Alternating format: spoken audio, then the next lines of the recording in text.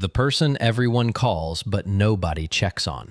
There's someone in every friend group, every office floor, every family group chat that everybody calls when things go sideways. The first name on the list, the guaranteed pickup, the human emergency exit. Quick test. You either just pictured that person or your stomach dropped because you realized it's you. You know the profile. Coworker drowning in a deadline she manufactured herself, you stay late. Again.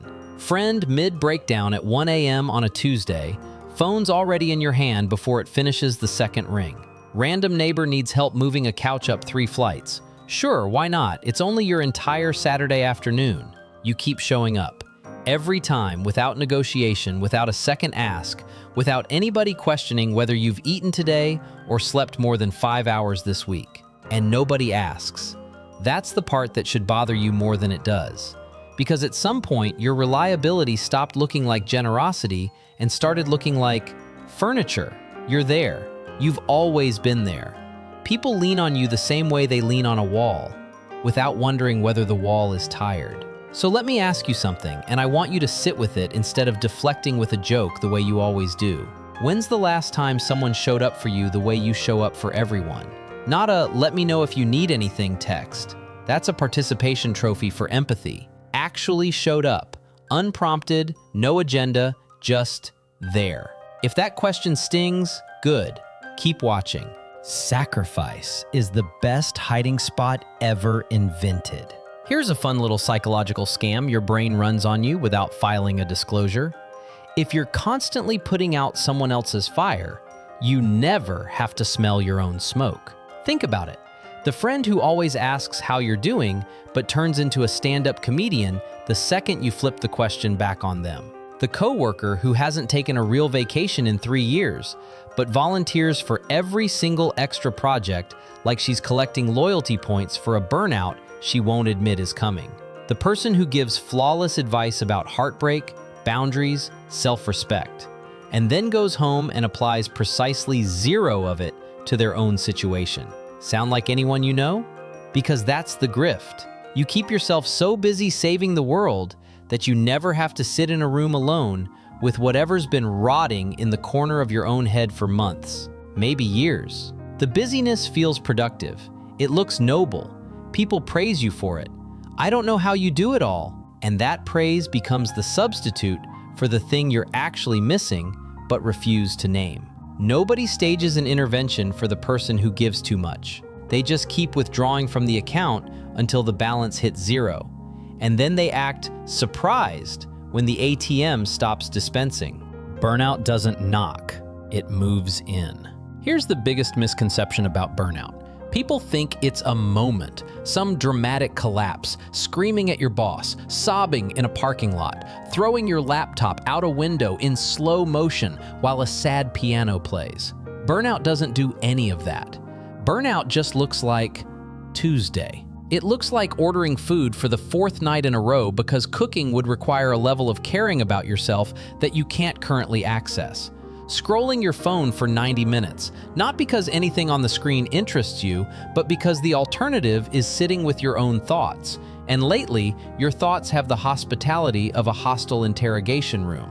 Laughing at something a friend said and noticing, mid-laugh, that the sound came out right, but the feeling didn't quite make it to your chest. Herbert Freudenberger, the psychologist who literally coined the word burnout in the 70s, studied helpers. Nurses, social workers, volunteers, the chronic givers. The pattern that kept emerging was brutal in its consistency. The people who burned out hardest were never the disengaged ones. They were the most idealistic, the most committed, the ones who cared with the kind of intensity that sounds inspiring in a commencement speech and corrosive in a medical chart. And the worst symptom isn't the fatigue. The worst symptom is the flatness. You used to feel things sharply, immediately, with your full chest. Now someone tells you something terrible and your first reaction is procedural. Okay, what do we do? Efficient, calm, completely hollow. You've gotten so good at performing normalcy that nobody notices the pilot light has been flickering for months. You still crack the jokes, still carry the room, still show up with a plan while everyone else is spiraling. But the person doing all of that? You're not sure he's still home.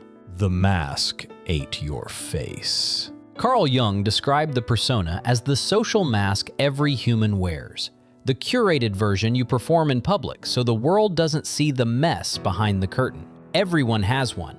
Baseline psychology. Normal operating procedure. The problem is when the mask gets welded on. You know the person who answers, "I'm fine," so fast it doesn't even register as language anymore? Just air. A reflex. They could be mid-crisis, 4 hours of sleep, chest tight, mentally running 7 emergency scenarios at once, and "I'm fine" still comes out smoother than a bartender's pour. You've trained that response so well it doesn't need your participation anymore. Your mouth handles it while the rest of you stays underwater. That's what years of compulsive sacrifice do. The role and the person fuse.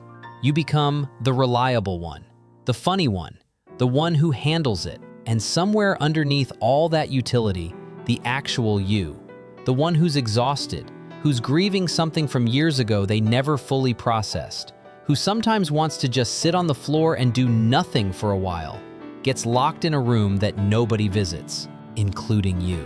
You wear the mask to work, to dinners, to phone calls, to every surface of your life. And one day, you go looking for the version underneath and realize you can't find the seam anymore. The mask didn't protect you.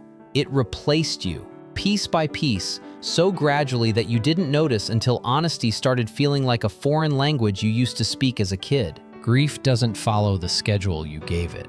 Let's talk about the losses. Not the cinematic ones, though those too. The quiet ones. The kind nobody writes sympathy cards for. A mentor who shaped everything about how you operate. Gone. Sometimes loudly. Sometimes through the kind of slow drift that doesn't make a sound, but empties a room. A friendship that used to be the first call, the first text, the default dinner plan. Dissolved by distance and time, and neither of you can point to the exact moment it died, because it didn't die, it evaporated. A family member whose absence rewired your entire emotional architecture and left you assembling the rest of your life around a hole that nothing quite fills. And you carry it. Obviously, you're the carrier. That's the job description you gave yourself. You fold the grief into the routine and keep moving because that's what you do. You keep moving. You absorb the hit. You redistribute the weight. You show up the next morning with coffee and a functional smile, and nobody knows that 3 days ago you heard a song in a grocery store and your jaw clenched so hard your teeth hurt. The mature version of grief, the real one, the one nobody posts about, is acceptance without resolution. You stop waiting for the loss to make sense.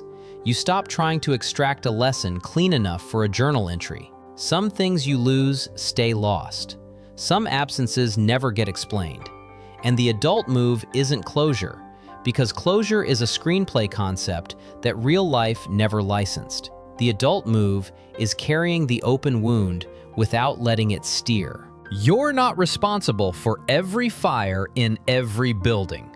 Jean-Paul Sartre, who was genuinely exhausting to read but had the occasional observation that cuts clean to the bone, argued that humans are condemned to be free. You have total freedom, and with it, total responsibility. Sounds liberating until you realize what it does to a certain kind of brain. It turns every problem within eyeshot into your personal assignment. The coworker's morale, your friend's breakup, the stranger who looked sad on the subway. All of it feeds this machinery in your chest that runs a simple, devastating algorithm. If I can help, I must help. If I don't, whatever happens next is partially my fault. That's a life sentence you wrote for yourself in ink that looks like virtue. And it's everywhere. You can't watch someone struggle without intervening. You can't let a friend make a bad decision without trying to steer them. You can't sit still for 10 minutes without the guilt alarm going off, telling you there's something you should be doing, someone you should be checking on, some fire somewhere that needs your specific brand of extinguisher. You've been volunteering for every emergency since you were old enough to notice them, and the reward for being good at it is more emergencies. Congratulations, you played yourself. Your savior complex isn't noble, it's arrogant. Now here's the part where I stop being nice about it because somebody has to, and you clearly won't do it for yourself. Your martyr complex? The one where you carry everyone's weight and then quietly resent them for not noticing? That's not generosity. Underneath all the self-sacrifice and the sleepless nights and the don't worry about me, there's a deeply arrogant assumption running the whole show. You believe, sincerely, that without you, things fall apart. That you're so essential, so irreplaceable, so structurally necessary that stepping back would be an act of cruelty to everyone who depends on you. Read that out loud and tell me it doesn't sound a little insane. You're not Atlas. The sky will not collapse if you put it down for 5 minutes. That coworker you keep rescuing? She'd figure it out. Maybe slower, maybe messier, but she'd figure it out.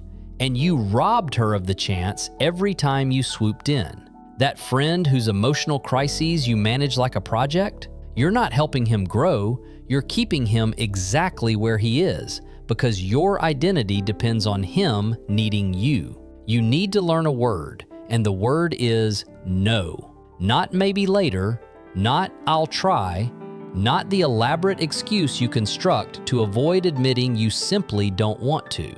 Just no. Let some fires burn.